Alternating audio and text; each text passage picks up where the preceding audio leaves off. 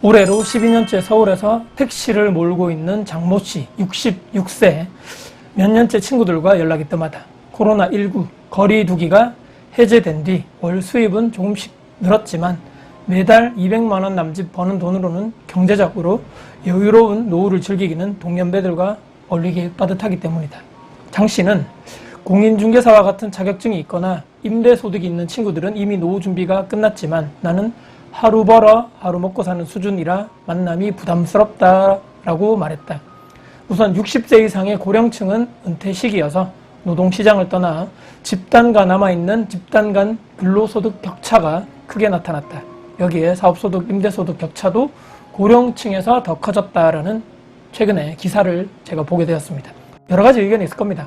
가능하다면 20, 30대 열심히 내가 혈기왕성할 때 투자해서 열심히 내가 자산을 불려야 된다. 40대 때는 더욱더 견고하게 내 몸값이나 이런 수익화된, 현금 수익화된 파이프라인을 만들어야 된다. 50대 접어들면서 이를 점점 견고하게 과정이 필요하다. 그래야지만 60대, 70대 은퇴 시점에서는 부담 없이 사람들을 만나거나 후배들을 만나서 밥이나 커피를 사주면서 젊은 사람들의 이야기를 듣고 소통도 할 수 있다. 파이프라인, 현금 파이프라인, 또 소득 100% 열심히 내가 자기 자본으로 사용하기가 힘들다. 대출이라는 걸 껴야 된다는 얘기겠죠. 그래서 열심히 내가 젊을 때는 적극적으로 그런 레버리지, 전세 레버리지나 대출 레버리지를 통해서 내가 계속적으로 자산을 구축해야 된다. 또 미리미리 준비하지 않으면 근로소득이 딱 끊겼을 때 남는 건 없다. 소득 격차가 커지는 것은 당연하다고 본다. 이런 슬픈 얘기도 있더라고요. 정말 60대 때 건물주나 여러 가지 얼마 정도 자산을 단단하게 구축해 놓은 사람과 일용직이나 노고다 하는 사람들, 여전히 그 나이 때, 젊을 때는 친구 사이가 될지 모르겠지만 그 나이 때 가서라도 계속적으로 친구 사이로 유지될 수 있겠는가, 이런 의문을 던지는 분도 있더라고요. 고령층으로 갈수록 빈부격차가 심해지고 이런 40대 중반부터 유의미하게 조금 나타나고 50대 때부터 확대된다는 의견에서는 저는 이 부분도 조금 더 전체적으로 확대 해석해서 우리가 봐야 되지 않겠는가라고 생각을 합니다. 양극화는 당연한 결과이다. 모두가 잘 먹고 잘 사는 상향 평준화 세상은 존재할 수가 없는 거죠. 그리고 또 반대적으로 모두가 가난하고 평등하게 못 사는 하향 평준화 세상 또한 정말 우리가 원하지 않는 구조라고 봅니다.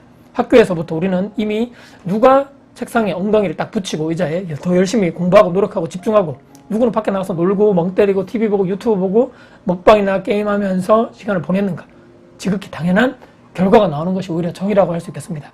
직장이나 근로, 이게 월급쟁이라 그러죠. 월급 받아가지고 직장인 되기 전에 우리가 열심히 또 취업 준비를 할 때도 마찬가지입니다. 격차가 당연하게 발생하는 거죠. 누가 더 취업하기 좋은 스펙을 쌓았는가.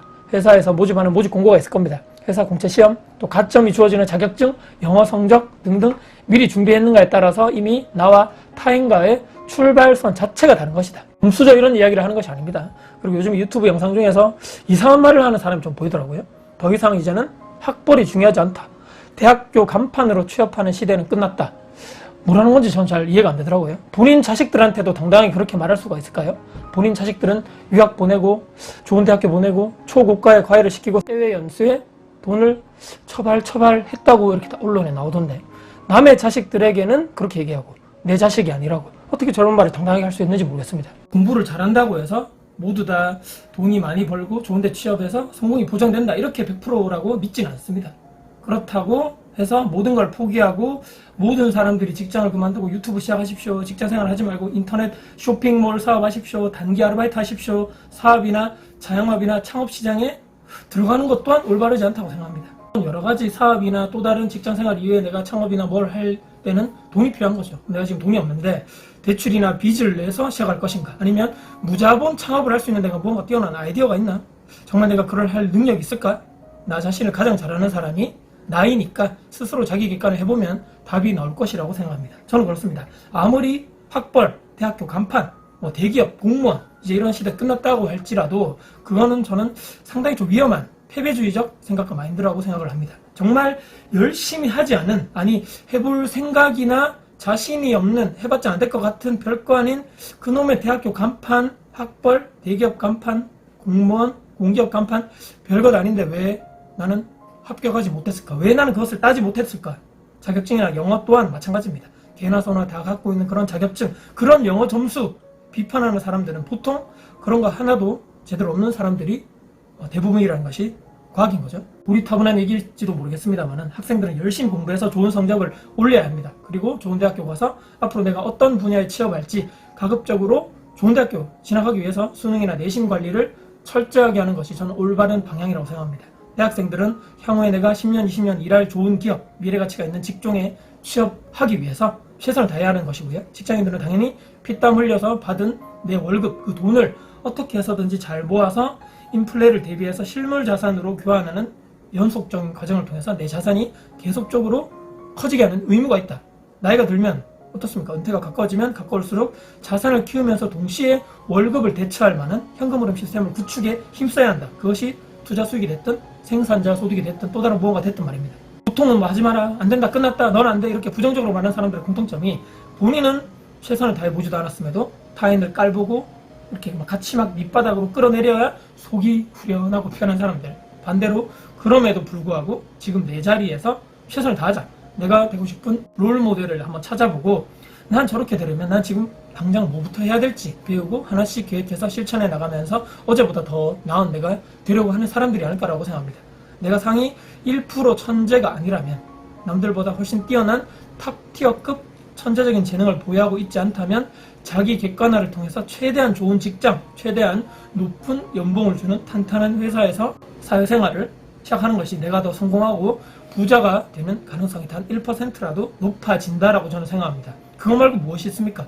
사회적 양극화가 심해지고 격차가 심해지고 방구석에 앉아서 한탄만 하고 악플만 달아봤자 내 인생에 단 1도 도움이 되지 않기 때문입니다. 사람을 딱 봤을 때 학자로 끝나는 전문적인 직업 있죠. 또는 탄탄한 공기업이나 대기업을 다닌다 하면 우리 보통 어떻습니까? 와, 정말 대단하네, 열심히 살았구나, 이렇게 생각하는 것이 보통인데, 저 봐라, 저 누구 저 백으로 들어갔네, 저 운이 좋아서 옛날에는 정원이 많아가지고 공채가 많아가지고 정원이 많이 뽑았어, 정말 편하게 돈 버네, 이런 생각만 내 머리에 꽉 차 있다면 저는 이미 글렀다라고 생각을 합니다. 영상 보시는 분들이 60대가 되어서 내 친구는 건물주, 나는 일용직이나 노가다, 직업에 귀천이 없다라고 정말 당당하게 말할 수 있습니까? 건물주 되기 위해서 그 세월에 그간 열심히 했던 과정들이 있습니다.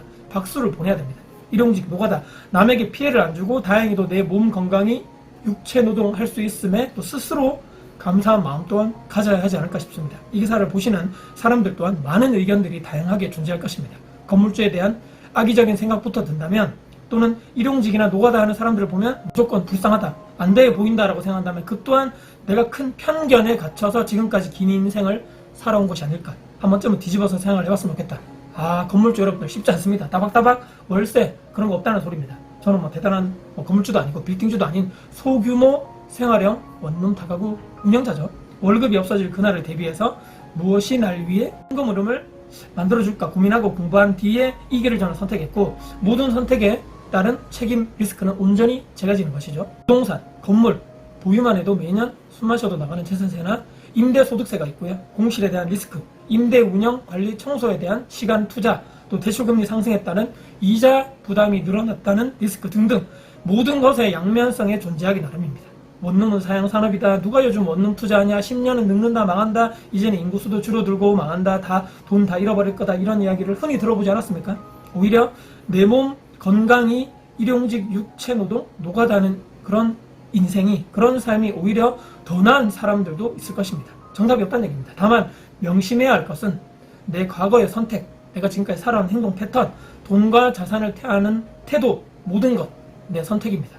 이에 따른 모든 것은 나의 책임이라고 마지막으로 말씀드립니다. 감당을 하겠는가, 그러니까 감당하겠는가, 감당 못하겠는가, 오로지 100% 나의 책임인 것입니다. 우리가 다 큰 성인인 이상 이 절대 원칙을 절대로 잊지 말아야 할 것입니다. 오늘 영상 여러분께 도움이 되셨습니까? 영상 도움이 되셨으면 구독, 좋아요, 알람 설정, 댓글 주시고요. 영상 주변 분들께 공유될 가치가 있다고 생각하시는 분 널널 공유 부탁드리겠습니다. 여러분들 진심으로 감사합니다. 화이팅입니다.